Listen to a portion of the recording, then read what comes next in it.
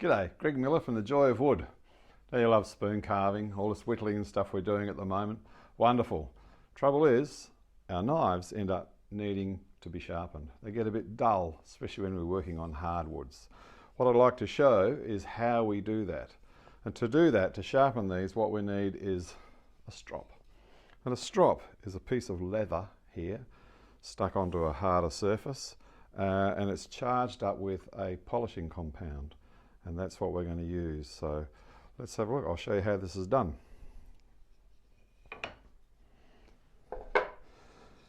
So I'm going to hold that one there and hold the knife with my knife hand.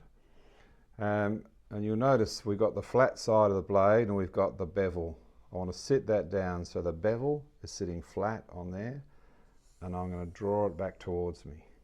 Really important you go one way, because if I go that direction, we're just going to cut into the leather.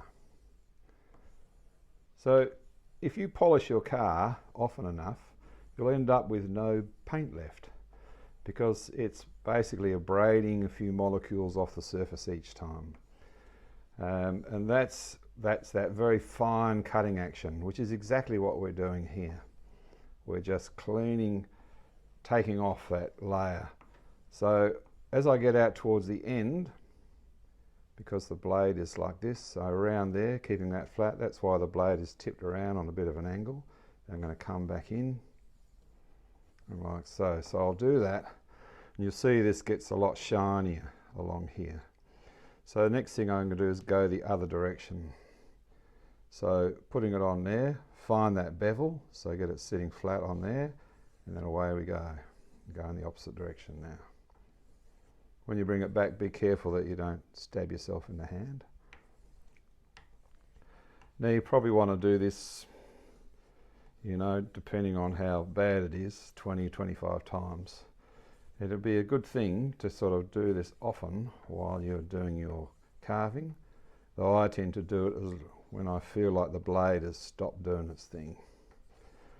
So polishing those edges there, and I can really feel the difference on there. Not as much out on the end, so I need to do a little bit more out on the end. When I'm feeling the blade, I'm feeling it if it grabs, but you never slide your finger along a blade, because that's just an invitation for some red stuff. Okay, so it doesn't matter which one of these we're using with these blades. The technique is the same. One side, flip it over, find the bevel, do the other side. Little one here as well, same deal. Lots of that, and you'll be amazed what a difference that'll make to maintaining that edge. Now, when it comes to the hook knife, that's a little bit trickier. So what I'm going to do with this, I'm going to hold this differently. I'm going to hold it up in the air. I'm going to hold it in front of me so that my hand is locked against my body. And I'm going to do this action. So by looking down in there, I can see the angle that I need.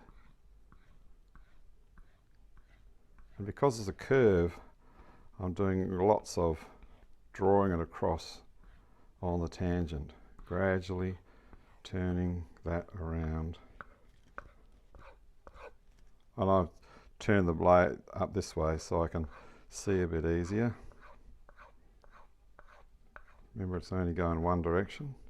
So that's doing this side in here. When I do that side, I go that way. Just be really mindful of this. You'll notice I've got no fingers sticking out, hanging out over the edge. So I'm keeping, that's why we've got this nice thick piece of material here. So keeping the fingers right back out of the way, so I'm not going to come to grief. Lots of this. This one takes a bit longer because you don't have the luxury of doing the whole edge at the same time. So I've got lots of these little wiping sort of strokes that we're doing here. I'm coming back the other one.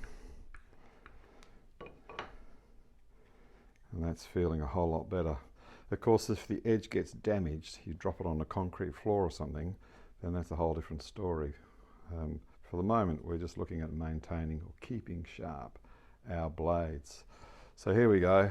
My knife is ready to come back in and cut more cleanly. So I hope that's been helpful for knowing how to maintain the edge on your knives. We sell these knives, and we also sell these strops that we make on our Etsy shop, and you'll see the link down here on the bottom of the screen. Have a lot of fun carving. See you in the workshop.